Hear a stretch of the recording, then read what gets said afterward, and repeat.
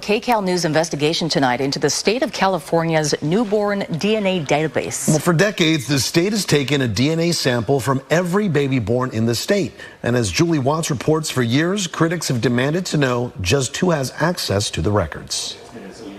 For 40 years, California's been storing a newborn DNA sample from every baby born here. What's it being used for? Well, that's become a state secret. Every baby born in California gets a heel prick shortly after birth. Their newborn blood fills 6 spots on a special card used to test them for genetic disorders that, if treated early enough, could prevent severe disabilities, even death. Doctors only need a few spots for the baby's own life-saving test. The rest becomes property of the state. And what happens next has become a state secret. What are they trying to hide? From consumer watchdog's Jamie Court to genetic detective Cece Moore. People have the right to choose how their DNA is used and how their children's DNA is used. For years, everyone from privacy advocates to lawmakers have called for more transparency. And for years, we've been fighting for answers. The Department of Public Health declined our request for an interview, but our investigation uncovered that law enforcement requests newborn blood spots and in some cases uses the DNA to solve crimes. Records reveal thousands of de-identified DNA samples are sold each year to independent researchers.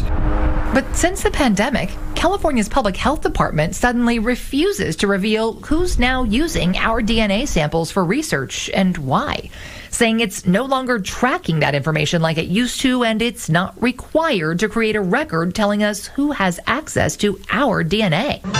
At the Capitol this year, one transparency bill prompted by our reporting has sailed through the legislature with widespread support. But it was just amended to remove the part where the state has to publicly reveal who is doing the research, what the research is, and how it benefits public health.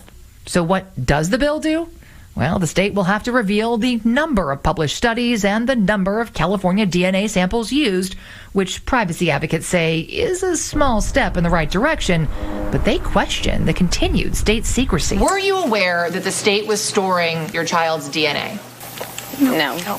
Do you think you should have been aware? Absolutely. California's been storing blood spots from every baby born here since 1983 and has amassed what's believed to be the largest stockpile of newborn DNA samples in the country because it's one of only a handful of states that stores them indefinitely without parents' permission. Genetic testing companies like 23andMe have to get your permission before they store, use, or sell your DNA, but your state government doesn't. And there's never been an outside audit or review of how your DNA is being used. There's no reason to be doing experiments on a child's blood without the parents knowing. For years, lawmakers have tried to change that, but the powerful medical lobby killed the bills, arguing if given the choice, too many parents would opt out of storage, impacting potentially life-saving research. We were opposed. Then earlier this year, We'll go neutral. Even the medical lobby Able to go neutral. changed its stance. We are prepared to move it to a neutral position. 3 different Senate committees passed a bill to let parents opt out of storage before the DNA is collected.